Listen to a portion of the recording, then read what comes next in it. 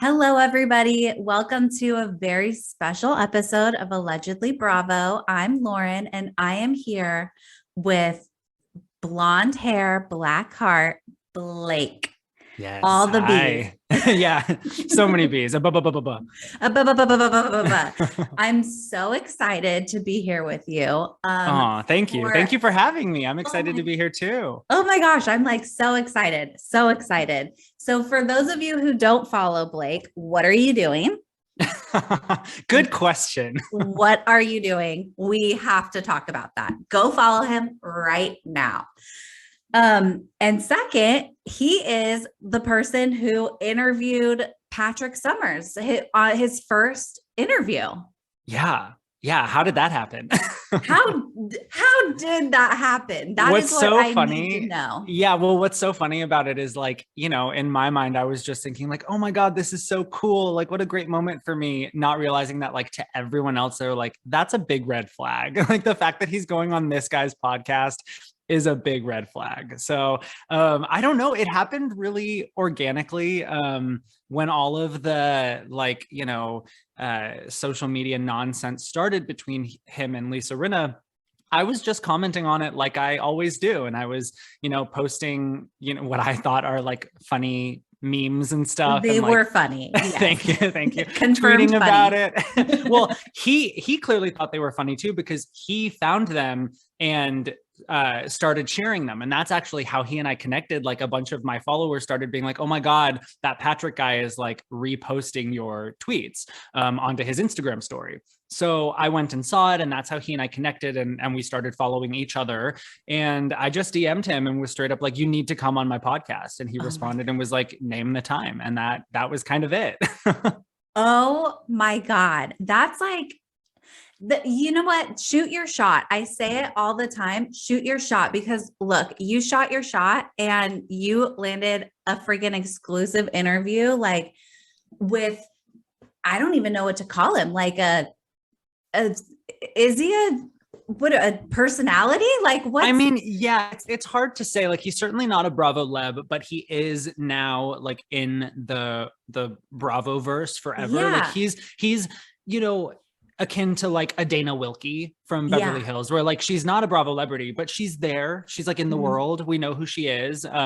We don't like her, but she's there, So I think he's kind of similar to that. Like he's one of those people that like floats around like the Bravo world.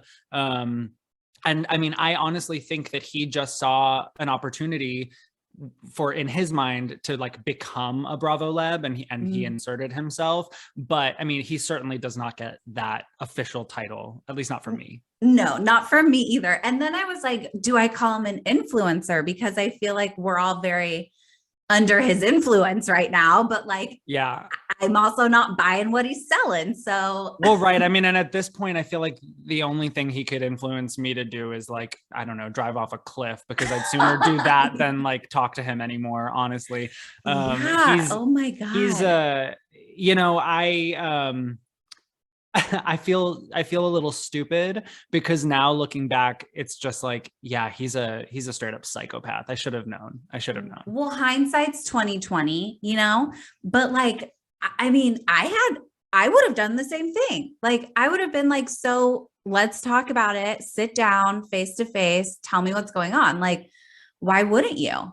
Yeah. And like, why wouldn't you believe someone? Exactly. And a lot of people were like, well, why didn't you vet this guy? And I'm like, what is there to vet? Like literally there's no information on this guy. And even going into the interview, I said that to him. My very first question on my podcast interview with him was like, who the hell are you? Because no one knows, Nobody knows. So I tried to do my due diligence, but at the end of the day, like I wasn't going to not talk to him, Right, exactly. Because even though he wasn't who he said he was, unless maybe he is who he said he was, because I'm still confused. Well, he said he's about like 15 different people. So who the hell knows? I know, he could be one of them, maybe one. Yeah. Maybe one.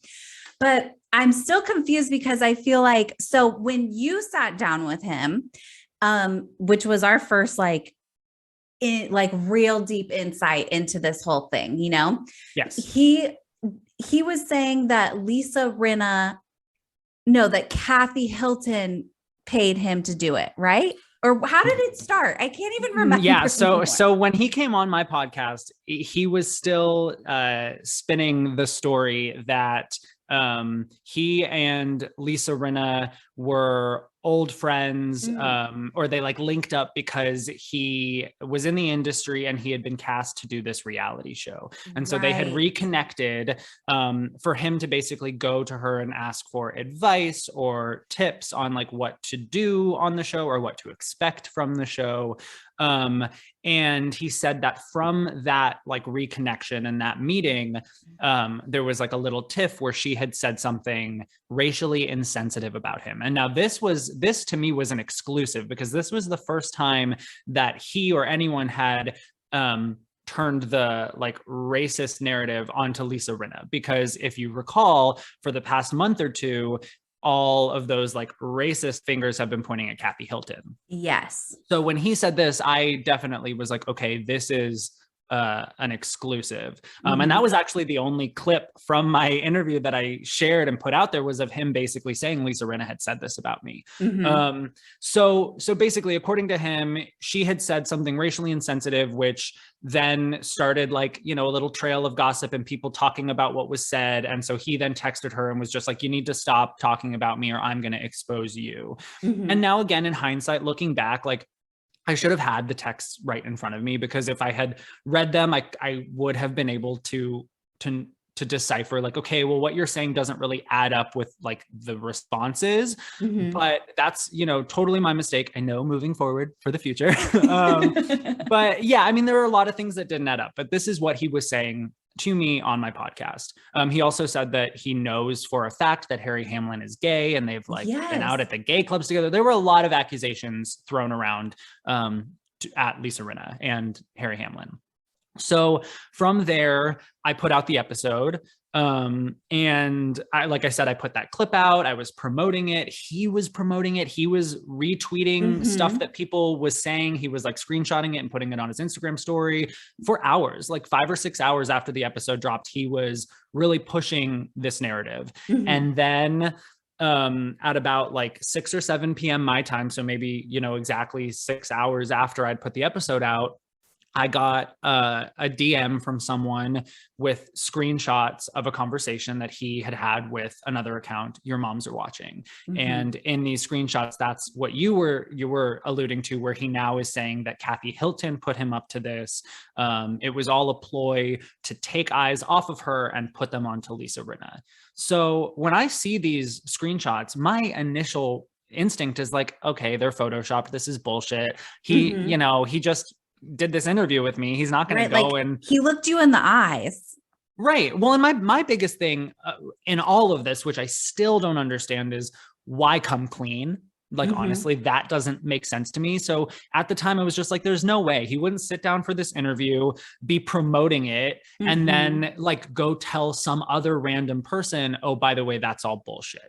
Like, I still don't understand any of that at all. So I sent it to him thinking he was going to respond and just be like, oh yeah, those aren't real. That person's crazy. But he was just like, yeah, sorry. It's true. I'm a liar. Yeah. Okay. And that was that. When I saw those messages of him just like openly being like, yeah, I did what I did. I said what I said. I was bewildered, I guess is the word. Like, especially because it's like he had just sat down for what we got to see 20 minutes of the interview. I don't know if that was how long you got to talk with him, but like 20 whole minutes of him spinning this story, going into details, like you said, like talking about Harry Hamlin's sexuality, like bringing things into this sphere that like have no business really being in the sphere. Like even if Kathy put him up to this, which is what he told Your Moms Are Watching. Even if, why would Harry Hamlin be involved? You know what I mean? Like, why bring Harry into it? So it's just like, it's weird that was the lie that he told you. Like, that's a lot of detail and a lot of like new shit to sling. Yeah. And then when Your Moms Are Watching DM'd him and he was like, yes, I faked the whole thing.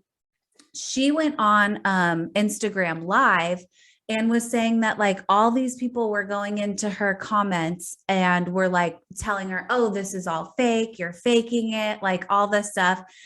And he started like posting that kind of stuff too. Yeah, it's been really hard to keep up. He's told like a dozen different stories, and they all contradict each other. So yeah, pretty soon after he admitted everything to Your Moms Are Watching, and then subsequently admitted to me that his admission was true, then he starts taking it back, and now he's posting that those DMs were photoshopped and fabricated and all this. And I'm like, I DM'd him again at this point, and I was like, dude, you told me these screenshots were real. I sent you these exact screenshots, and you responded and said, yes, it's true. Like, I still have I have a copy of it. I still have it, you know? And he never responded to me, and then he blocked me. So for the record, he admitted to me that those screenshots, those DMs were legitimate. And to your point that a lot of people were pointing a finger at Your Moms Are Watching, I will be totally honest.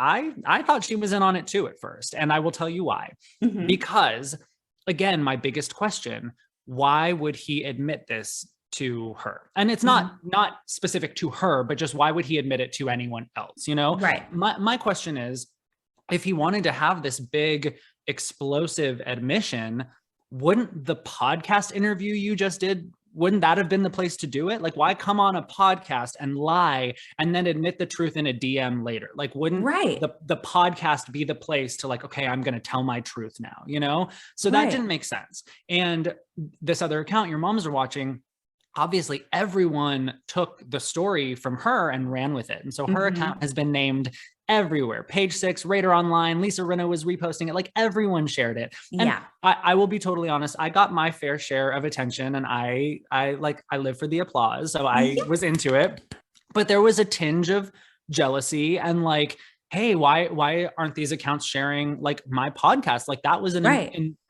integral part of this entire thing. You know, it was the big kickoff, really. Yeah, totally. Because Your Moms Are Watching only DM'd him to question him because of what he said on my podcast. Exactly. So there was definitely a moment where I was like, this bitch, she's in on it. They planned this together, you know, so both of them could get their 15 minutes. But as soon as he started countering what she was saying, and he started, you know, accusing her of lying and doctoring the DMs and stuff, that's when I knew, okay, she's not in on it. They weren't in on this together, because now he's turning on her.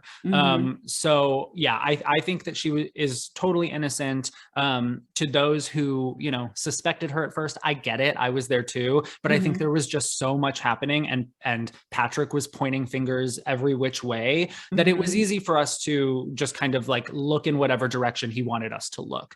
But I firmly believe at this point that Your Moms Are Watching was not involved at all. And honestly, she did a really great job of like Meghan King Edmondsing the shit out of him, you know? Yeah, I agree. And I've DM'd with her before, like when I started my account, we started DMing, and Your Moms Are Watching has never given me like spilling the tea in a bad way kind of vibes, you know, like she posts about like her life working in the industry and stuff, but you know, she's never really felt like a liar to me or anything. So when she posted that and people were like, oh, she's lying, I'm like, no, it has to be him, because he's like making so much craziness out of this story that it's like, now nobody knows what's going on. It's like, oh, well, he said this over here, but we're actually not even going to really talk about that because she DM'd it. Like, why? I'm right there with you. Like, I don't understand why your interview with him didn't get like so much attention, because that's where like the whole foundation of the lied. Yeah. And it's so weird. I've tried to like, you know, wrap my head around all of this and think like a sociopath, which is surprisingly difficult for me, you know? But I like, you know, I'm trying to figure out like what was going through this guy's head and like what was his plan. and there are just so many things that like he couldn't have predicted.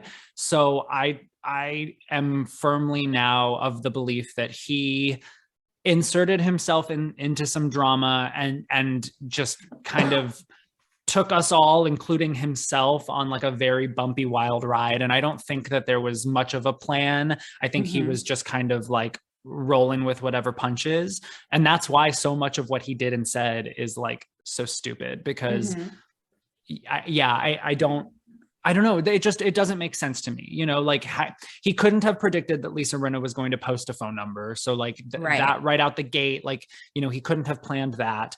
He couldn't have predicted that. I mean, he could have predicted that people were going to want to talk to him. Like, obviously, I think, you know, he could have assumed that. But he couldn't have predicted that, like, after he did a podcast, that people would then come into his DMs to question him, you know? So like, there were just so many things that, like, if this was all planned out, some master plan, like, it just relied on too many other people doing things. And I think that's initially why I was like, okay, she has to be in on it, because like, that's a key part of the master plan, is like her sliding into his DMs and him revealing this to her.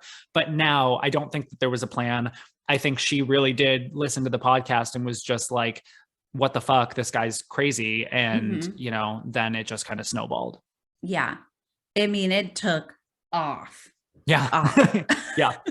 Yeah. I mean, it was wild. Like the night, everything. So Thursday is when I put the interview with him out. And that's kind of when like everything, you know, shit hit the fan that evening. And that's the night Lisa Rinna shared my like video where it wasn't my like official apology video, because I did apologize, guys. I have to put it out there that like I felt really bad about my part in all of this and giving this guy a platform. So I did put out like an official apology. But couldn't have known that he was going to do this. I know, he really had me fooled. But still, I felt like I owed everyone an apology, and I stand by that. But before I put that out, I just put out like a little clip when all of this was like first, you know, kind of falling into my lap, just being it's like a 15-second clip of me basically just like scratching my head and being like, what is happening?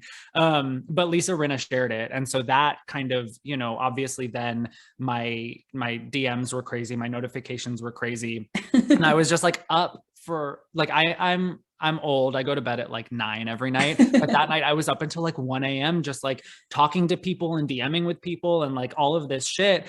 And my sweet husband is like sound asleep next to me, has no idea any of this is happening. Oh my God. Didn't know like that the guy lied to me, didn't know that I was on Lisa Rinna's story. None of this. He wakes up the next morning. Peacefully. Right. And he wakes up the next morning and sees that like my little video now has like 110,000 views on it. And he's just like, what did I miss?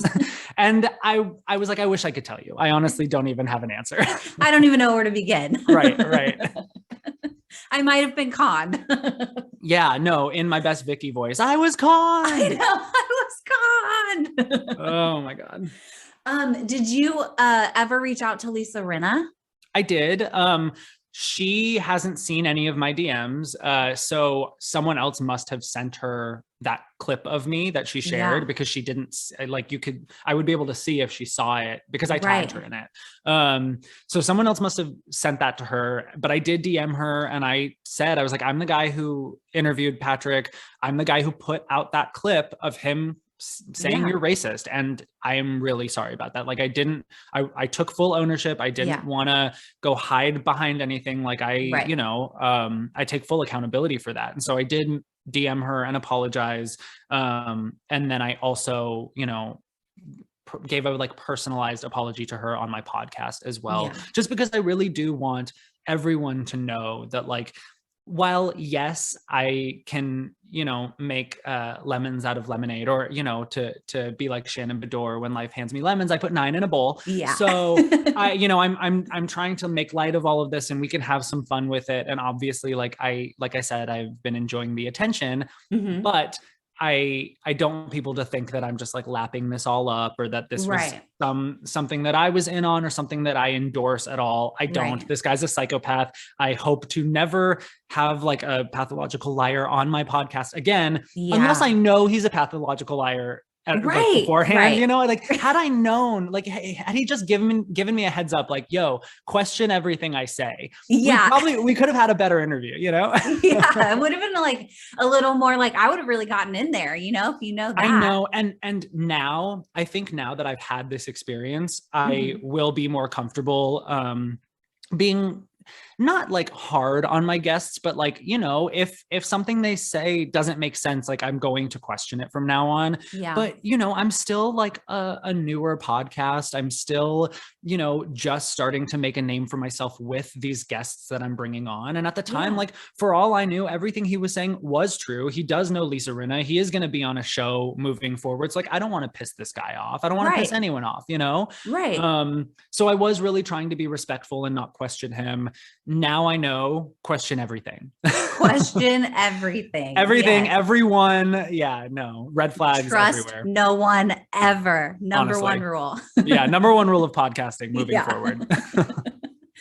But wow, I mean, after all that though, like he did you see his newest Instagram live where he sat down in front of that giant curtain?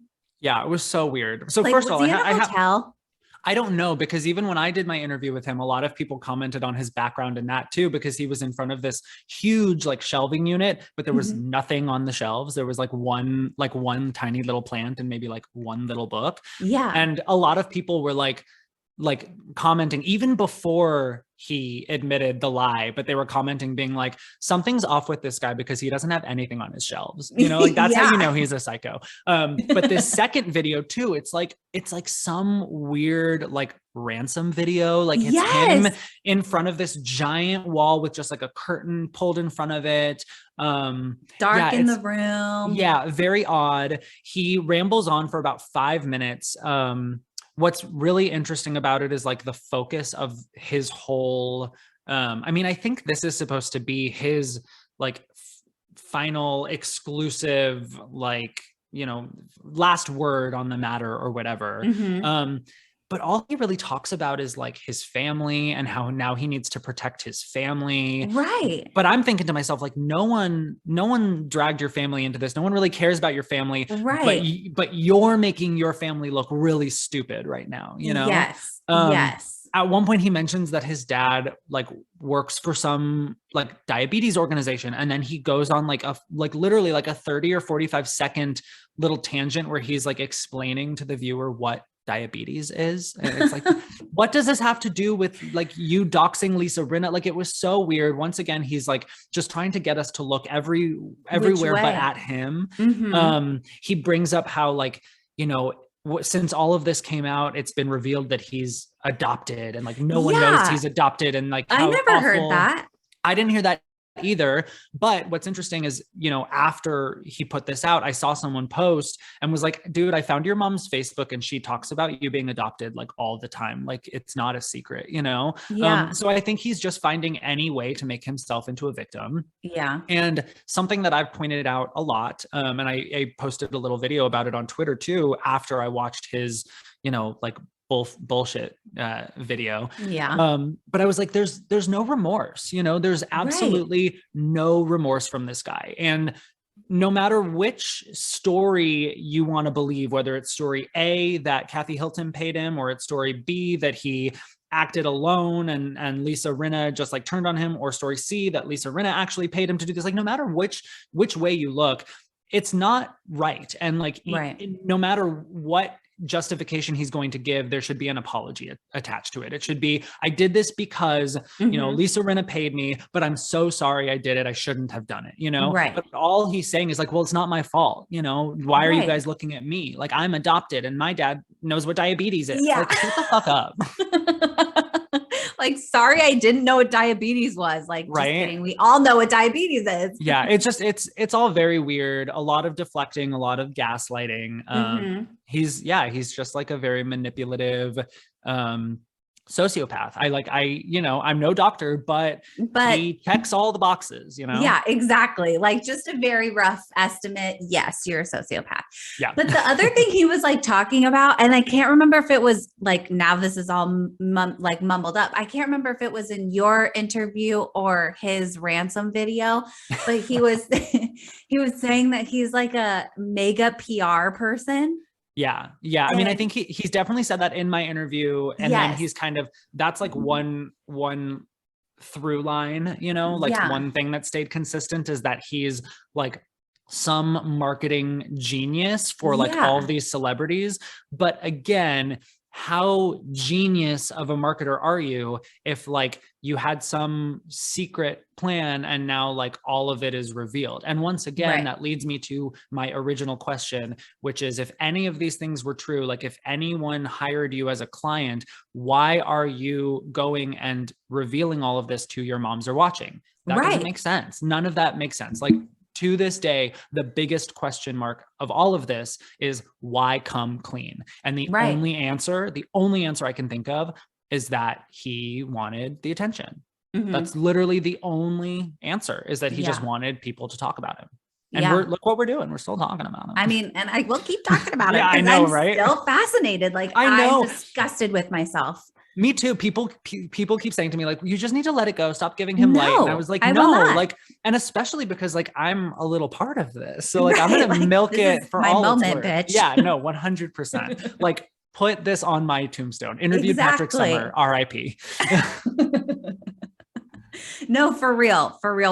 Like, I just can't even, I can't even just get over the whole thing. Like it baffles me. He said that he was in like a magazine of being like one of the top 50 under 50. So I'm like, okay, well, was it Forbes? Like that's only 50 under 50 I know.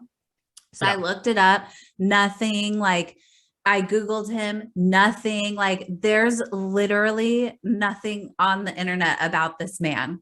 At all. Well, there exactly. And like I said, I had tried to do my due diligence. I Googled him. I tried to look this stuff up. There was nothing. That's why I asked him, who are you? But again, there were some red flags, even when he was, telling these lies. I should have known, like, okay, what 22-year-old is like, has all of these successes. Like it didn't even make sense. Like the timelines wouldn't add up. It's like, okay, so what did you start? Like he also claimed he was a CEO of some clothing company or something. So like, okay, so did you start this company when you were like 15? Like there were so many things that I should have caught. And like, that's why your moms are watching, and probably so many other people caught them. But yeah, like I said before, I was blinded by like my ego. I was like, I just got an exclusive, bitches. Like, this is awesome. You're going to listen to me. Are you ready? I know. And he even said at one point, he was like, I turned down Heather McDonald's podcast to be yours. And I was like, oh my God, like I literally felt so proud. And then later, I know, but then later he like used that same thing against me and was like, well, I had to go on your podcast because you're small. And if I went on Heather's podcast, like the reach is too big and I would for sure be sued. And I was like, oh my God, why couldn't you should have just kept that to yourself? Like that was the meanest thing you did all day. No. And that's like just the other way that we know that he's a complete narcissistic sociopath, is because it's like, it's like build you up. Well, you're little. It's like, okay, we don't even know you like at all, sir. Yeah, no, 100%. I mean, here's the thing.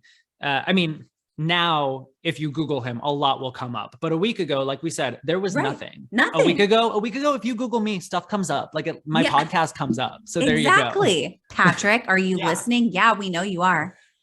Google me, bitch.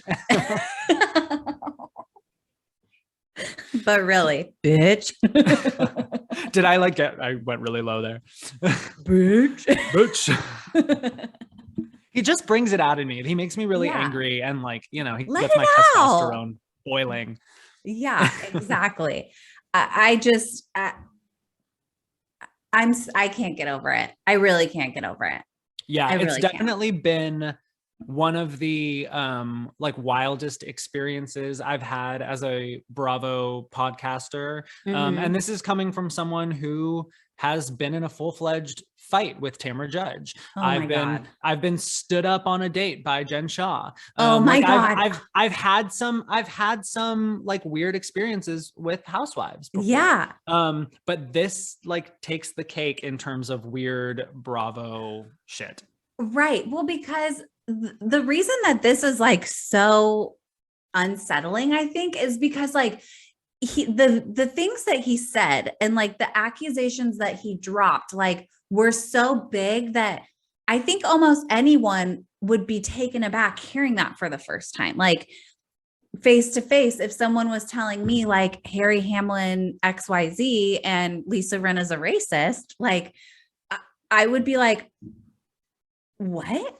Like, yeah. I wouldn't be like, tell me how you know that, well, right, exactly. right off the bat. It takes practice. Exactly. And especially like the racist thing and the way he said it was very, he was like dancing around it, you know? So in my mind, I'm like, okay, I don't want to pry too much. He's not saying exactly what she said. So I'm not going to push it because I don't want to make him uncomfortable. Clearly what he's saying racist. Is right. And what he's saying is that Lisa said this and it made him uncomfortable. So I'm not going to make him say it again. And with all of this said, just quick interjection. If the Real Housewives of Beverly Hills ladies are listening, this is exactly how you deal with Crystal and what's going on with Crystal right now. She's saying, guys, something was said. It made me really uncomfortable. That's why I responded, but I don't want to talk about it. And they're like pushing her to bring it up. But it's like, it was an uncomfortable situation. So you just let it die. You know? So that's what I did. I wasn't trying to be a Kyle Richards about it, you know? No, it just so happened that that's what happened. Right, totally.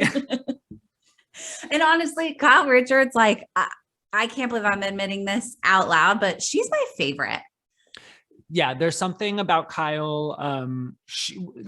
Love her or hate her, she is the grounding force of Beverly Hills. Yes. I will always give her that. She is like, I mean, granted, her lifestyle is very unrelatable, but in the Beverly Hills universe, she's kind of like the everyman of that group. So I like Kyle too. Yeah. Most days. I love her. Yeah, exactly. Most days.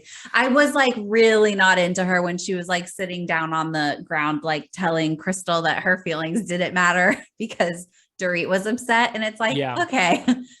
Yeah. I've taken this whole situation with like them policing Crystal's feelings really hard. I actually have been like going through my own friend drama of late. And it's that same kind of situation. There's like there was a situation between me and another friend, and then a third friend on the outside was just kind of like policing my feelings about it and like how I like, I was trying to explain how I felt, and they were like, well, you're wrong and you need to handle it this way. And so I was like, no, Kyle, no. Shut up. Right. Stop telling me my feelings don't matter. Yeah. So I get it. Yeah. But that's what I love about the Real Housewives. And I know that like people that don't get it just don't get it because they think it's just like a bunch of screaming banshees, but there is so much that it's so much more than that. It's so much more than that. And there's so much that we can like take away from it. And there's so much that I really do relate to. Yeah. It's helping guide your relationships with your friends right now. Like 100%. And what it guided me to is like no longer being friends with them. Good for you. Honestly, you. snip, snip. Like it has to happen. Yeah. Let it go. Let it go. Yeah. Well, thank you so much for coming on and sharing like all of this with us. I'm shook it to my core. I'm so excited. Can you let everyone know where they can find you and plug all your stuff? Yeah, of course. So you can find my Blonde Hair Black Heart social media is just at Blonde Hair Black Heart on Twitter or Instagram. And then the podcast comes out every Monday, put new episodes out anywhere you listen to podcasts, Apple, Google, Spotify. I don't know, like if you put a shell up to your ear and you can hear a podcast, there you go. And then my personal social media is at Blake, but there's 7 A's in it. So it's like Blake. So there you go. So find me there. I love it. I love it. Thank you so much. And everybody, make sure you're following us too at Allegedly Bravo. Bye. Bye. Okay, I'm going to stop recording.